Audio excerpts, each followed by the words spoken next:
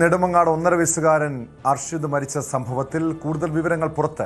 ജീവിതത്തിൽ അഖിലയുടെ കുഞ്ഞ് ബാധ്യതയാകുമെന്ന് കരുതിയാണ് അർഷിദിനെ കൊല്ലാൻ തീരുമാനിച്ചതെന്ന് രണ്ടാനച്ഛൻ അഷ്കർ പോലീസിന് മൊഴി നൽകി.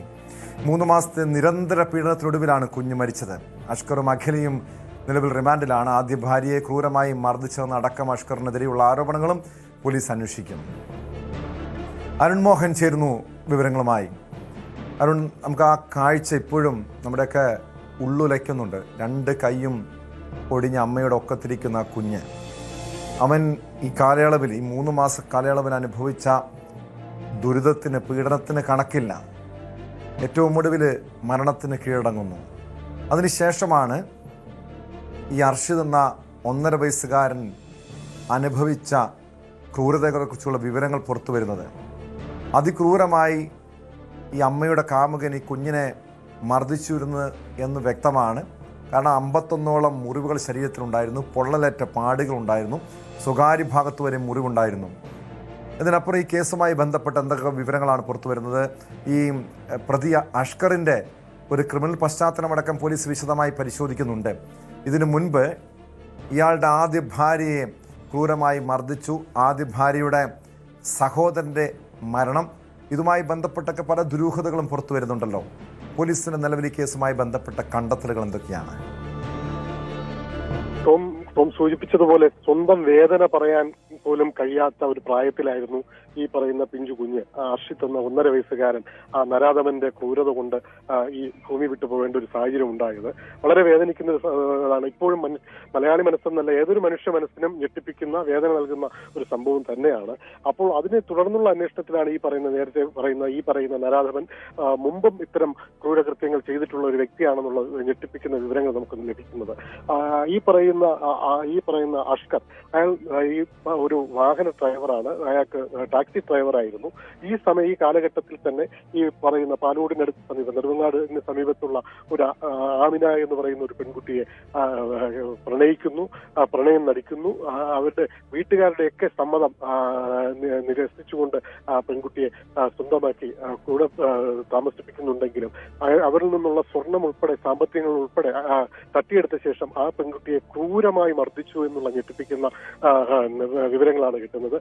വളരെ മിടുക്കിയായ ആ പെൺകുട്ടി ഇന്ന് അബോധാവസ്ഥയിലാണ്. ബോധം തിരിച്ചു കിട്ടാത്തൊരവസ്ഥയിലാണ്. 13 മാസത്തോളം തിരുവനന്തപുരം മെഡിക്കൽ കോളേജിലെ വെന്റിലേറ്ററിൽ കിടന്ന ഒരു പെൺകുട്ടിയാണ്. അതും ഈ നരാധമന്റെ കൈകൾ കൊണ്ട് സംഭവിച്ചതാണ് എന്നുള്ളതാണ് ഈ പറയുന്ന ആ പെൺകുട്ടിയുടെ മാതാവ് പറയുന്നത്. നിരവധി ക്രിമിനൽ കേസുകളിൽ ഇയാൾ ഉൾപ്പെട്ടിട്ടുണ്ടോ എന്നുള്ളത് നമുക്ക് സംശയിക്കുന്നുണ്ട്. മാത്രമല്ല, ഇയാളുടെ പോലീസ് ബന്ധമൊക്കെ ഇവർക്ക് സംശയമുണ്ടായിരുന്നു. കാരണം നിരവധി തവണ 6 തവണ പാലോട്, നെടുമങ്ങാട് സ്റ്റേഷനുകളിൽ ഈ സംഭവവുമായി ബന്ധപ്പെട്ട്, ആമിനയുടെ മർദ്ദനവുമായി ബന്ധപ്പെട്ട് പരാതി നൽകിയെങ്കിലും പോലീസ് ചെവിക്കൊണ്ടില്ല. സ്റ്റേഷൻ പരിധിയല്ല എന്ന് പറഞ്ഞ് അങ്ങോട്ടും ഇങ്ങോട്ടും ഈ നിർദ്ധന കുടുംബത്തെ മാറ്റി ഒടുക്കുകയായിരുന്നു എന്നുള്ളതാണ് അവർ നൽകുന്ന മൊഴി. അതിന് അവർ വിശദീകരിക്കുന്ന മറ്റൊരു കാരണം കൂടിയുണ്ട്. ഇയാൾക്ക് ചില പോലീസുകാരുമായുള്ള ബന്ധം, അടുത്ത ബന്ധം, പോലീസുകാരുടെ വാഹനം ഓടിച്ചുകൊണ്ടിരുന്ന ബന്ധം ഉൾപ്പെടെയുള്ള പല ബന്ധങ്ങൾ ഉപയോഗിച്ചുകൊണ്ടുള്ള സ്വാധീനത്തിലാണ് ഈ കേസ് അട്ടിമറിക്കപ്പെട്ടതെന്നുള്ളതാണ് ഇയാളുടെ ഇയാളുടെ ഭാര്യയുടെ ആദ്യ ഭാര്യ എന്ന് പറയാൻ കഴിയില്ല. കാരണം ആമിനയുടെ ബന്ധം ഇപ്പോഴും ഉപേക്ഷിച്ചിട്ടില്ല.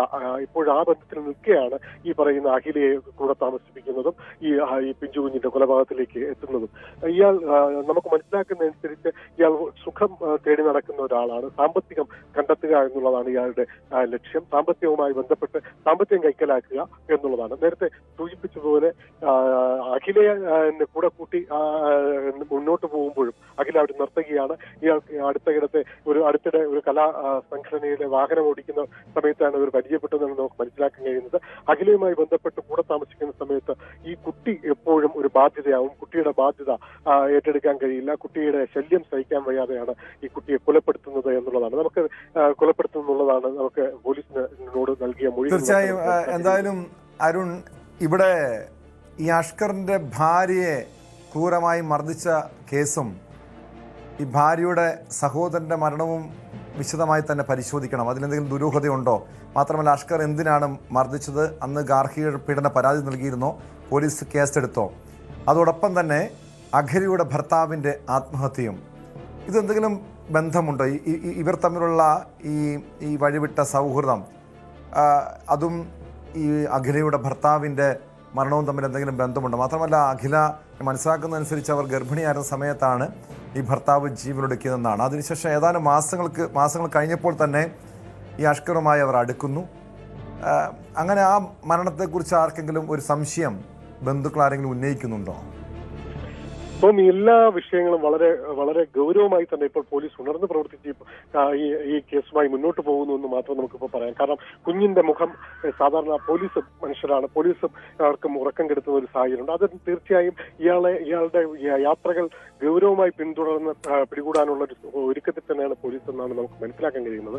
അത് മാത്രമല്ല, ഈ പറഞ്ഞ നേരത്തെ സൂചിപ്പിച്ചതുപോലെ ഈ പറയുന്ന അയാളുടെ ഭാര്യയുടെ ആമിനയുടെ സഹോദരന്റെ മരണത്തിൽ ദുരൂഹതയുണ്ടെന്ന് ഈ ആമിനയുടെ അമ്മ പറയുന്നു. കാരണം ഒരു മുങ്ങി മരണമായിരുന്നു എങ്കിൽ പോലും അതിൽ ഒരു കൊലപാതകത്തിന്റെ പിന്നാമ്പുറം ഉണ്ട് എന്നുള്ള ഒരു സംശയത്തിൽ തന്നെയാണ് നിൽക്കുന്നത്. അതിന്റെ ഒരു അന്വേഷണം വേണമെന്നും ഒപ്പം ഈ കുട്ടിയെ ഇത്തരത്തിലാക്കിയ അവസ്ഥയിലാക്കിയ, അതായത് അയാളുടെ ഭാര്യയെ അബോധാവസ്ഥയിലാക്കി ഇപ്പോഴും പ്രാണയാക്കി ഇട്ടിരിക്കുന്നതിനുള്ള കാരണം അതിനൊരു നിയമത്തിന്റെ മുന്നിൽ കൊണ്ടുവരണമെന്ന് പറഞ്ഞ് അവരും നിയമ നടപടിയിലേക്ക് മുന്നോട്ട് പോകുന്ന ഒരു സാഹചര്യം ഇപ്പോഴുണ്ട്. എന്തായാലും കൂടുതൽ കേസിലേക്കും കൂടുതൽ മുറുക്കിലേക്കും ഈ നരാധവനെ എത്തിക്കാൻ തന്നെയാണ് നിൽക്കുന്നത്. നിരവധി പരാതികളാണ് പല ഭാഗത്തു നിന്നും ഉയർന്നുകൊണ്ടിരിക്കുന്നത്.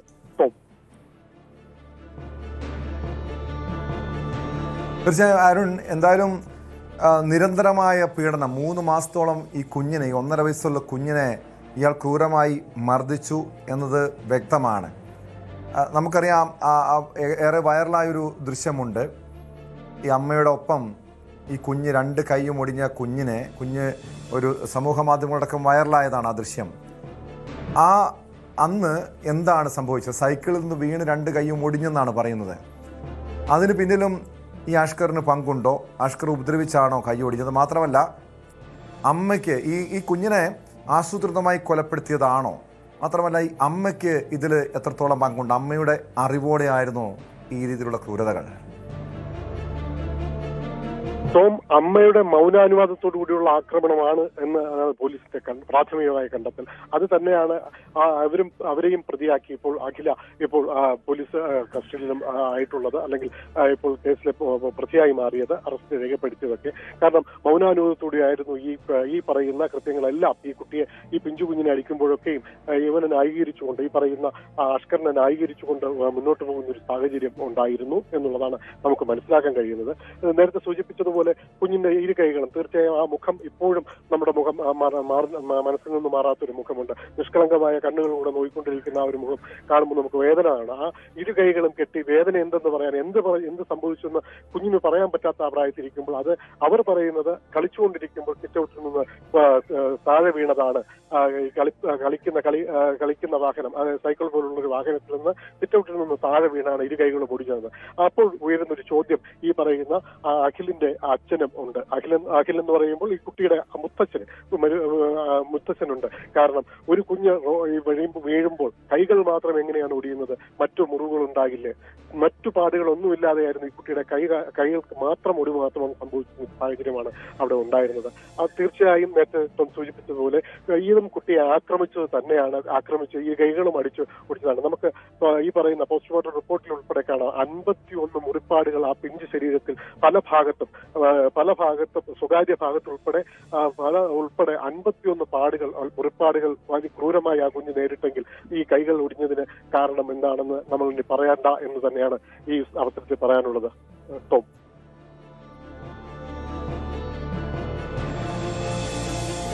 വ്യക്തമാണ്. അരുൺ മോഹനാണ് വിവരങ്ങൾ നൽകിയത്. എന്തായാലും ഒരു പിഞ്ചു കുഞ്ഞിനെ ക്രൂരമായി ഉപദ്രവിച്ച് കൊലപ്പെടുത്തിയ അമ്മയ്ക്കും കാമുകനും കടുത്ത ശിക്ഷ ഉറപ്പാക്കാൻ നമ്മുടെ നിയമ സംവിധാനങ്ങൾക്ക് കഴിയണം.